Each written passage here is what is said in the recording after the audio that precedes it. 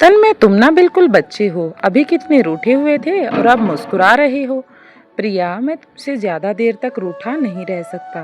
तुम मेरी कमजोरी हो, पता नहीं, या कोई जादूगरनी। क्षण भर में सारा गुस्सा दूर कर देती हो। वैसे जनाब इतना गुस्सा किस बात पर कर रहे थे? गुस्सा कैसे नहीं होता? तुमने 1 बजे मिलने को कहा था और अब पूरे 4 बज रहे हैं। कुछ पता है मेरा क्या हाल हुआ है? इस नदी किनारे बैठे बैठे कितने कंकड़ मैंने इस शांत नदी के जल में फेंक दिए। और बेचारे कंकड़ों की क्या गलती जो नदी के तल तक जा पहुंचे। अरे कुछ तो मजबूरियां रही होंगी, यूं ही कोई बेवफा नहीं होता। अच्छा, स्वयं को बेवफा मानती हो? नहीं, कभी नहीं तन्मय। फिर इस लफ्ज का प्रयोग क्यों कर रही हो? यदि सांस बेवफाई कर दे तो कह नहीं सकते, लेकिन मैं तुमसे कभी जुदा नहीं हो सकता।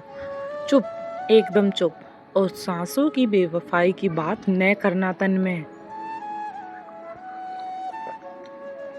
प्रिया ने अपने नरम होठों को तन्मय के होठों पर रख दिया। क्षण भर के लिए दोनों एक दूसरे में सामीप्य के लिए आतुर हो गए।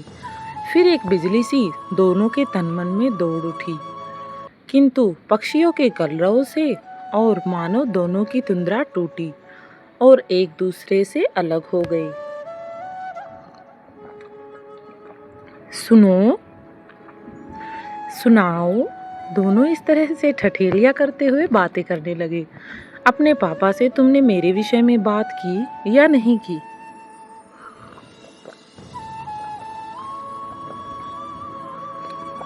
प्रिया ने पलके झुकाकर कहा। तन्मय ने आश्वस्त करते हुए कहा, तुम फिक्र न करो। जैसे ही पिताजी विवाह का जिक्र करेंगे, मैं उन्हें स्पष्ट शब्दों में बता दूंगा कि मैं प्रिया से प्यार करता हूँ। और वैसे भी मेरे पिताजी तुम्हारे बाबूजी के परम मित्र हैं।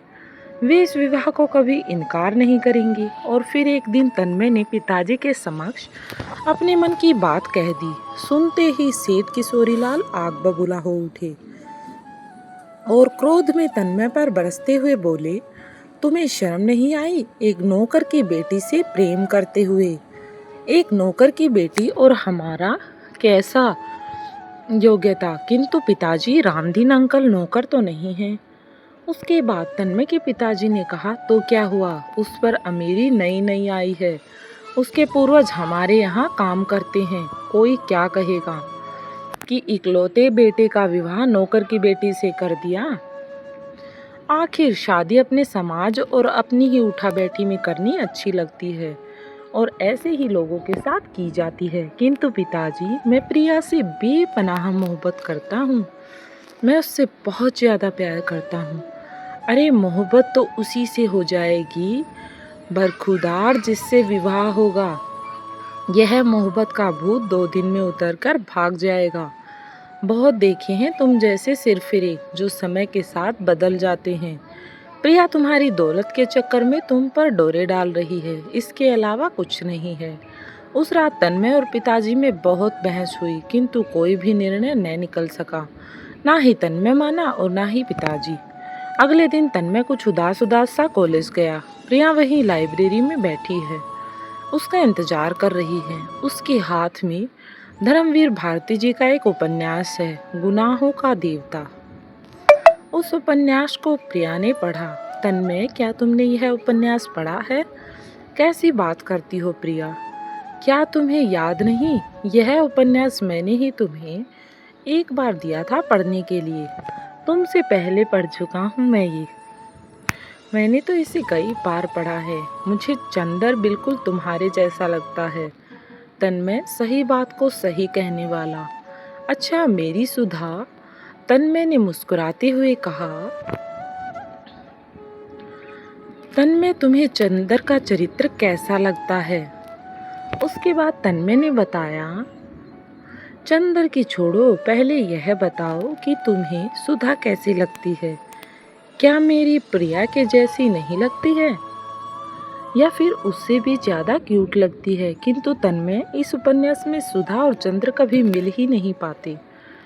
दोनों आसपास रहते हुए भी नदी के 2 किनारे बनकर रह जाते हैं और दूर दूर रहते हैं, मात्र जल की धारा से ही एक दूसरे को आभासी रूप से छू पाते हैं, कल्पनाओं में मिलन करते हैं। यथार्थ में तो उनका मिलन लिखा ही नहीं। क्या प्रिया, तुम उपन्यास के पात्रों को अपने जीवन से जोड़ रही हो? ये भी कोई बात है। कभी कभी ऐसा लगता है चंद्र, जैसे मैं भी तुमसे हमेशा के लिए दूर हो जाऊंगी। चंद्र, जैसे हमारा भी मिलन ऐसे ही लिखा है जैसे सुधा का। ऐसी बातें क्यों सोचती हो? तुम तो मेरी जान हो, मेरी जान में आत्मा हो, हर कहीं हो। तुम्हें मुझसे कोई नहीं छीन सकता। मेरे बिना तुम्हारा कोई वजूद नहीं। और ऐसा कहकर तन्मय ने अपना हाथ प्रिया के हाथ पर रख दिया। तभी बैल बजी और दोनों की तंद्रा भंग हुई। वे अपने विचारों से बाहर निकले और दोनों ने एक दूसरे को गहरी निगाहों से देखा। ऐसा कई बार हुआ जब वे दोनों यह तक भूल गए कि वह कॉलेज में हैं या लाइब्रेरी में बैठे हैं, मानो दीन दुनिया की कोई सूध ही ना रही हो। नहीं। फिर तन्मय ने प्रिया से बाबूजी का फैसला पूछा। सुनकर प्रिया के गालों पर आंसुओं की लड़ी लग गई। अब तो प्रिया के आंसू रुकने का नाम ही नहीं ले रहे थे। उसने कहा, सुनो तन्मय, तुम मुझे भूल जाना। तुम्हारे पिताजी जहाँ भी विवाह के लिए कहें, तुम अपना विवाह वहीं कर लेना, किंतु उनका मन न तोड़ना। तुम उनके इकलौते बेटे हो। तन्मय ने उसके होठों पर अपने होठ रख दिए और कहा, वह उससे प्यार करने का प्रयास कर रहा था। चुप हो जाओ, बिल्कुल चुप हो जाओ, कुछ मत कहो, एक शब्द भी न निकालो। मैं इस तरह हार नहीं मान सकता। सुनो, क्या एक नाटक करोगी मेरे साथ मिलकर? नाटक? यह तुम्हें क्या हो गया है? अब मन में कौन सी खुरापात सोच रहे हो? अब कुछ होना संभव नहीं है। कुछ न कहो प्रिया, बस अब पिताजी को मनाने का ये आखिरी उपाय है। पिताजी चाहे कितने भी उसूलों वाले हों, किंतु उस बात को सुनकर अवश्य ही तुम्हें अपने घर की बहू बनाने पर राजी हो जाएंगे। बताओ, क्या तुम तैयार हो? एक शाम प्रिया तन्मय के घर पहुंच गई और तन्मय की माँ को भी अपने प्लान में शामिल कर लिया। रात को ही सावित्री देवी ने अपने पति से कहा कि देखो, तुम्हें तन्मय का विवाह प्रिया से ही करना पड़ेगा। अरे, तुम्हारा भी दिमाग बेटे की तरह घास चरने के लिए गया है क्या? माना कि प्रिया एक सुशील लड़की है, किंतु यह तुम क्यों भूल जाती हो कि उसके दादा और परदादा हमारे यहाँ पर नौकर रह चुके हैं। वे कभी हमारे घर के नौकर होते थे। वह बीते जमाने की बात थी साहब। अब आप कौन से युग में जी रहे हैं? अब जमाना बदल चुका है। भावनाओं की रिवायतों में नहीं बांधा जा सकता। दोनों बच्चों की भावनाएं एक दूसरे के साथ जुड़ी हैं। वे एक दूसरे के साथ मिलकर रहना चाहते हैं, चाहे कितना भी जुड़ाव हो गया हो। किंतु मैं इस रिश्ते को कभी भी स्वीकार नहीं करूंगा, चाहे कोई कितना भी जोर लगा ले। आप समझने की कोशिश क्यों नहीं करते? अब बात हद से आगे बढ़ चुकी है। दोनों बच्चे अपनी हदें पार कर चुके हैं। कौन सी हद पार हो गई है? क्या पहेलियां बुझा रही हो? जल्दी से बताओ। यही कि प्रिया की कोख में हमारे वंश का वारिस पल रहा है। क्या तुम अब भी उसकी शादी हमारे बेटे से नहीं कराना चाहते? इतना सुनना था कि सेठ किशोरी लाल अर्श से फर्श पर आ गिरे। उन्होंने कुछ देर तक गंभीर मुद्रा में इस विषय पर मनन किया। फिर तन्मय और प्रिया के विवाह के लिए हामी भर दी। आनन फानन में तन्मय और प्रिया का विवाह कर दिया गया। प्रिया के कदम तन्मय के घर में क्या पड़े, घर जैसे जन्नत हो गया। प्रिया तन्मय के माता पिता का बहुत ध्यान रखती। वह पाक कला में तो निपुण थी ही साथ वह व्यवहार में भी बहुत कुशल थी। उसने महीने भर में ही सेठ किशोरी लाल का दिल जीत लिया और आभा देवी को भी अपना बना लिया। अब तो प्रिया यदि एक दिन के लिए भी मायके जाती तो किशोरी लाल उसे जाने ना देते। उसे गाड़ी में बिठाते हुए कहते, बेटी सांझ तक आने की कोशिश करना, तुम्हारे बिना घर काटने को दौड़ता है। तुम्हारे हाथ की चाय बहुत याद आएगी। तुम्हारे बिना तो मेरा मन ही नहीं लगता। सब कुछ सही चल रहा था, किंतु तन्मय के मन पर एक बोझ था जो वह हल्का करना चाहता था। फिर एक दिन उसने एक पत्र लिखकर पिताजी को डायरी के अंदर रख दिया और उस डायरी के अंदर जिसे वे रोज सोने से पहले लिखा करते थे। पत्र का मजमून कुछ इस प्रकार था। प्रिय पिताजी, सादर प्रणाम। साधारण चरण स्पर्श।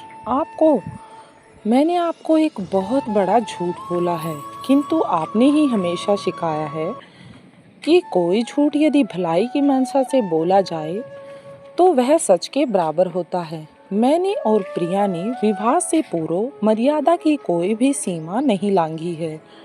यह सब तो मात्र विवाह की स्वीकृति प्राप्त करने के लिए रचा गया एक स्वांग था, एक नाटक था। किंतु आपसे बोला गया यह झूठ मेरे हृदय पर एक विशाल काया पत्थर की भांति रखा हुआ है, जो मुझे दिन प्रतिदिन कचोट रहा है। प्रिया भी अपने मायके गई हुई है। यदि आप सत्य जानकर हम दोनों को कोई दंड देंगे तो हमें सहर्ष ही स्वीकार होगा। जायदाद से भी बेदखल करेंगे तो हम सहज ही यह घर छोड़कर चले जाएंगे। किंतु झूठ की बुनियाद पर गृहस्थ जीवन का आरंभ करना हमें सही नहीं लगा, इसलिए आपसे सब सच सच बता रहा हूँ।